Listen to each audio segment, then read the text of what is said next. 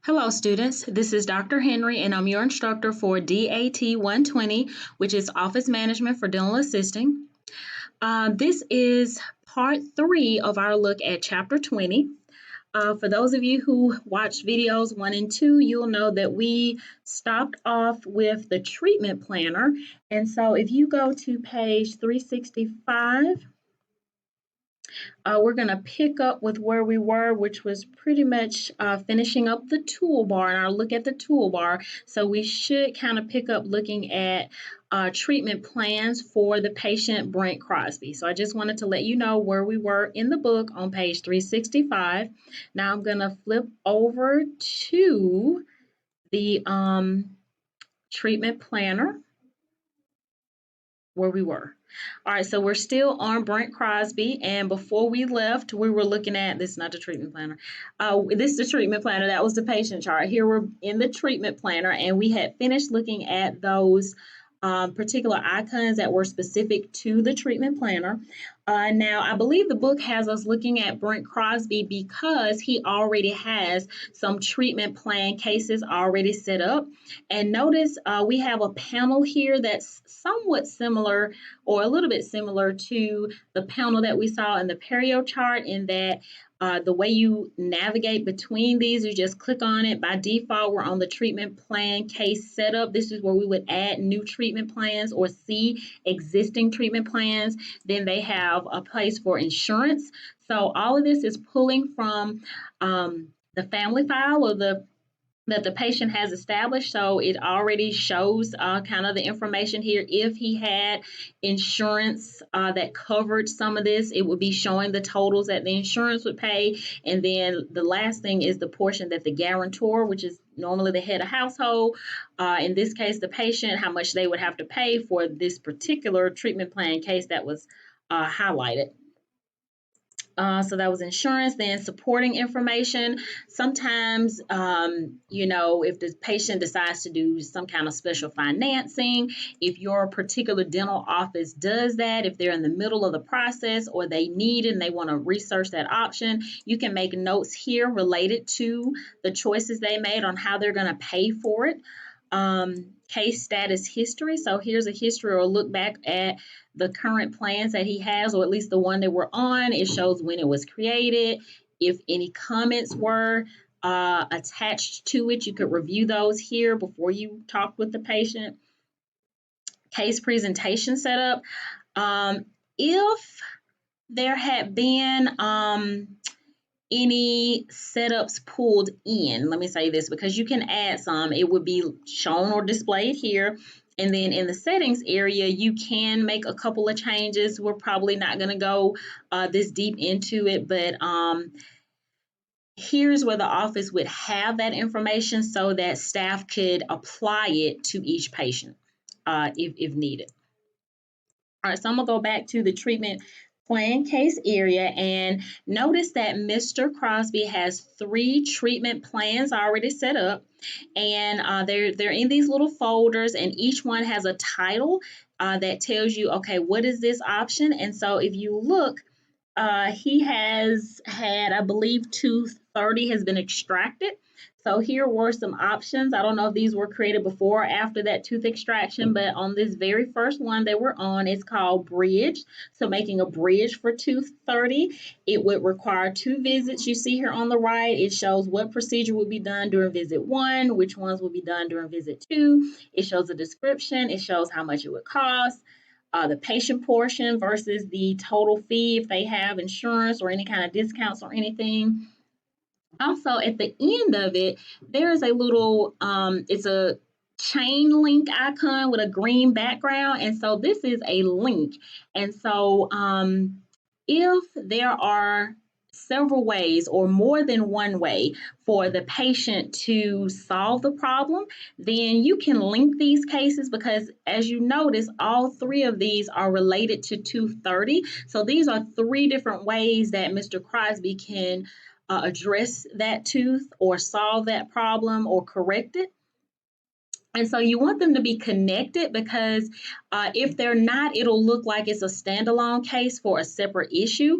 But once they're connected, if he chooses one, then the others will fade away. So that's the first one. It also, of course, has his patient chart related here. There's currently not a severity level added, but you could add a severity level if this is something that is immediate, needs to happen right now. It would be red. If it's something he could put off to the future, it would be yellow, and then optional green. Okay, so that was number one. Okay, and notice that the visits are color coded. So green is everything that's happening in visit one, red is everything happening in visit two. That's for that one. We'll just take a quick look at these others. In his second option, which is a linked case, it says that he could do an RC and crown for 230. So it talks about root canal therapy or full crown in visit two. And then in his third option, it says get an implant. So he would have this what will be going on in visit one, and this is what will happen in visit two. Now, notice that unlike these other ones, in this third option, there's a little gold star next to the third option. And so this is the recommended one. So there may be more than one way for the patient to address the issue, but if there's one that the dentist recommends or the one that the dentist believes would be the best option for the patient based on their health or other conditions, then you can note that with a little star. And so if you wanted to change it, you would just right click it. And the one that you want to recommend, you would say set as recommended case. Here, we don't have to do that because it's already there, but I did want you all to just kind of know what that symbol meant. The other symbols that we have are attached to each of these, and it actually tells us that Mr. Crosby rejected each of these. And so we know that by the case status. So I'm going to click the little drop down for this icon, and it shows us the rejected symbol has a circle with a line in it. So he actually did reject each of these. So if he had, chosen to have the work done, it might say completed or accepted. So just know that here you can change the status of the case so that the other people in the office will know, hey, we've talked to him about it and he or she either wants to do it or does not want to do it. Also, you can check or uncheck.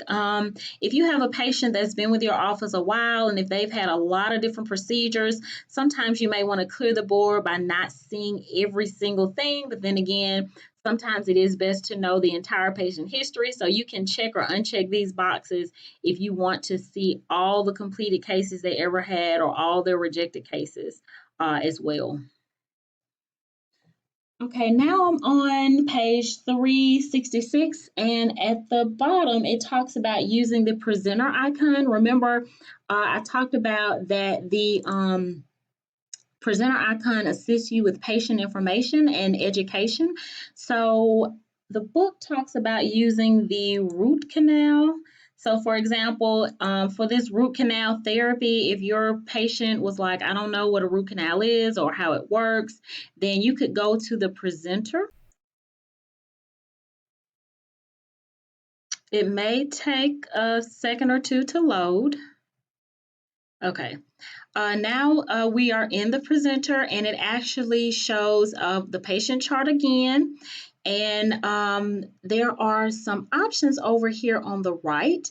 So we have case presentation, we have snapshots that you could upload or take of the patient's mouth, and then there's the patient education section. And so we're going to look at the root canal. But before I do that, you could also notice that we're in another part of the presenter that is in addition to these tabs here, where if you wanted to just talk through some things with the patient, you could use these notating items here for if you want to do a pencil, a pen, or highlighter, or if you want to change the color of what you're looking at or doing. You could use this to discuss things and show things to the patient to say, okay, this is the problem and this is why. And it would really hone in on what the patient needs to know. So this is another great tool that Dentrix has that providers can use. And so I think I'll just play of maybe a few seconds of this guru root canal.